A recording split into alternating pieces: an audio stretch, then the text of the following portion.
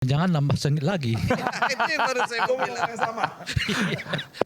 Saya bicara apa ya kira-kira, Bung? Tadi urusan misalnya Pak Jokowi dianggap karena turun kelas. Ngapain sih endorse? Ada hal lain yang lebih besar. Soal stunting, soal korupsi dan lain sebagainya. Ada banyak lah ya. Terus kemudian Mbak Irma berkatakan bahwa enggak, Pak Jokowi aja kok. Presiden yang lain juga endorse juga. Dulu Pak SBY. Bahkan Bu Mega disebutkan ketua umum partainya Bang Adian. Ya. Jadi nggak ada yang salah dengan itu. Ada nggak catatan soal ini, Bung Rey? Menurut saya ada dua catatannya. Catatan pertama adalah kesulitan kita memahami tentang moral dan etik dalam demokrasi kita hari ini. Jadi selalu ketika kita berbicara soal kepatutan, kita selalu berbicara ada aturan yang mengatur enggak. Kepatutan itu bukan soal aturan mengatur.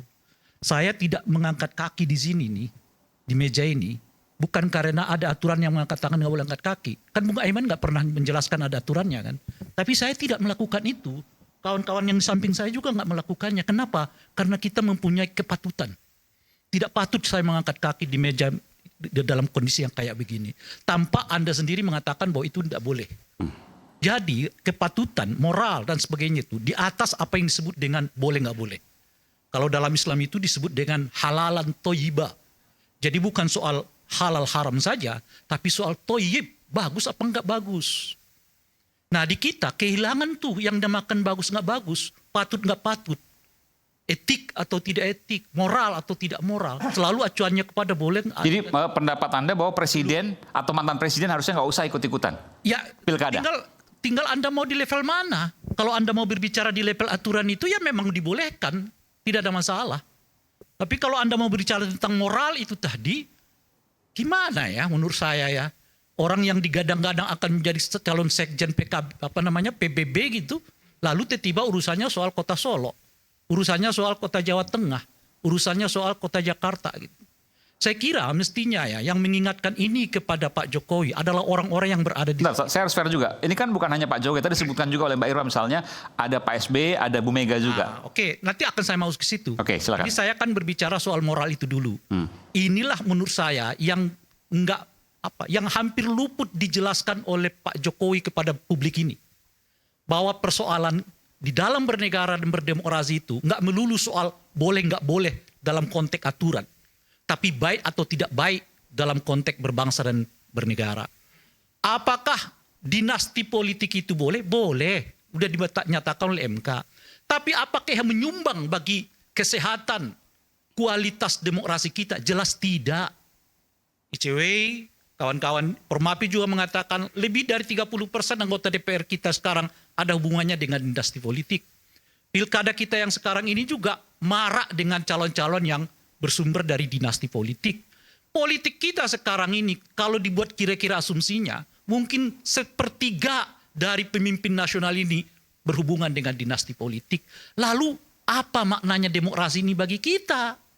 Kalau untung-untung dari demokrasi itu hanya membuat anak you yang berkuasa, istri lu yang berkuasa, suami lu yang berkuasa, kakek lu yang berkuasa, cucu lu yang berkuasa. Sebagian besar rakyat ini hanya menjadi penikmat, cukup diberi tawaran, oke gas, oke gas. Mereka dapat gasnya, rakyat cuma dapat oke-nya. Mau Anda bicara tentang Indonesia emas 2045? Gimana bicara emas 2045? Setengah dari kekuasaan itu bertumpuk kepada 1, 2, 3 keluarga. Lebih dari 80% harta kekayaan negara ini bertumpuk kepada cuma 10 orang kaya di Republik. Anda bicara tentang Indonesia emas 2045, nonsen. Kalau Anda nggak menolak dinasti politik, Anda nggak menolak oligarki, nggak usah Anda bicara tentang Indonesia emas 2045. Yang ada Indonesia cemas. Itulah saya selalu mengingatkan moral, etik.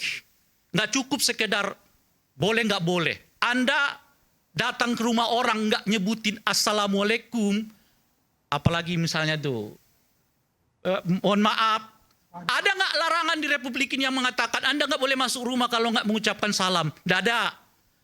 Tapi ada nggak yang berani masuk rumah orang lain tanpa mengucapkan salam? Nggak ada. Karena apa? Itu moral, itu etik. Nah itu yang nggak diajarkan oleh Pak Jokowi selama 10 tahun terakhir ini. Yang selalu dikatakan ada nggak aturan, ada nggak aturan. Nah itu satu. Nah yang kedua, selalu ada argumennya. Dia membuat kok, mengapa saya tidak? Dia melakukannya, mengapa saya tidak?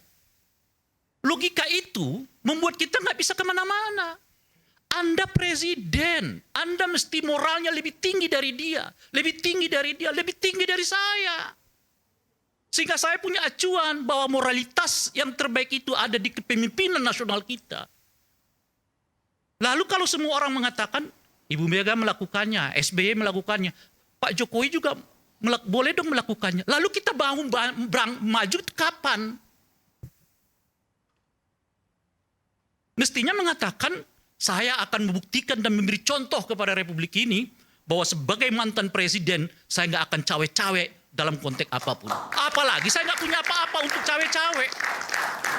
Saya nggak punya partai, nggak ketua partai, nggak anggota partai, nggak pengurus partai. Lebih mungkin saya bisa mengatakan saya berdiri di atas semuanya. Karena apa? Karena satu, saya nggak punya apa-apa terhadap itu. Dan yang kedua adalah saya memberi contoh supaya tidak ada lagi argumen-argumen. Dia melakukannya kok, dia melakukannya kok, dia melakukannya kok. Jadi ibarat kata, karena semua orang bergosip, maka boleh bergosip. Kira-kira begitu. Lalu kapan kita selesai dari pergosipan? Nggak akan selesai. Karena nggak ada yang mengatakan kita keluar dong, jangan bergosip. Dan yang paling unik, yang tidak mau keluar dari situasi itu justru adalah elit-elit dari rakyat ini. Rakyat ini dibiarkan untuk saling mencontoh apa yang tidak elok bagi Republik. Karena dia boleh, ya saya juga boleh.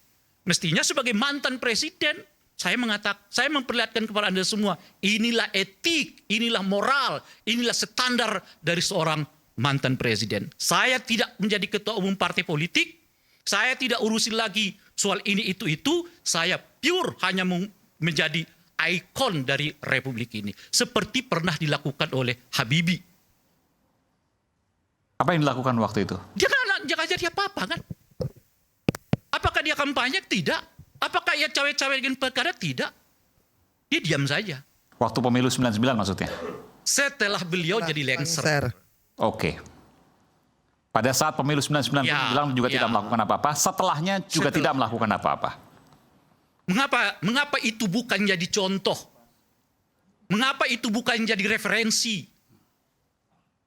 Dan sebetulnya banyak tokoh-tokoh di Republik ini yang moralnya seperti itu. Wah, kita jadi mencontoh-contoh hal yang membuat bangsa kita nyungsep kok. Tapi bicaranya Indonesia Empas 2045. Standar kita nggak ada di situ kok. Nah ini yang saya mau katakan, Bung Aiman. Jadi kalau Anda mengatakan tadi bagaimana dengan, ya mestinya kan Pak Jokowi mengatakan saya beda dengan mereka. Apalagi saya nggak punya partai. Saya ingin dikenang sebagai presiden yang menurut lembaga survei tingkat kepuasannya 80% sebelum lengser sebagai presiden. Sekarang dengan cawe-cawe di Jakarta, cawe-cawe di Solo.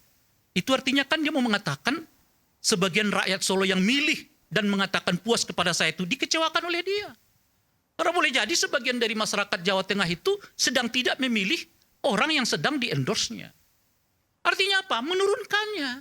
Dan tidak ada satupun di kelompok ini atau di lingkaran Pak Jokowi untuk yang mengingatkan itu, Pak Jokowi, jangan begitu. Anda harus jadi ikon moral bangsa ini. Anda harus menjadi teladan dari bangsa ini. Supaya generasi-generasi kita itu punya contoh. Nggak lagi bercerita tentang dia melakukannya, saya harus boleh melakukannya juga dong. Enggak. Tapi harus mengatakan ini contoh ada kok, ini ada contoh ada kok, ini ada contoh kok. Apakah Pak Jokowi tidak mau jadikan sebagai contoh moral dari bangsa ini?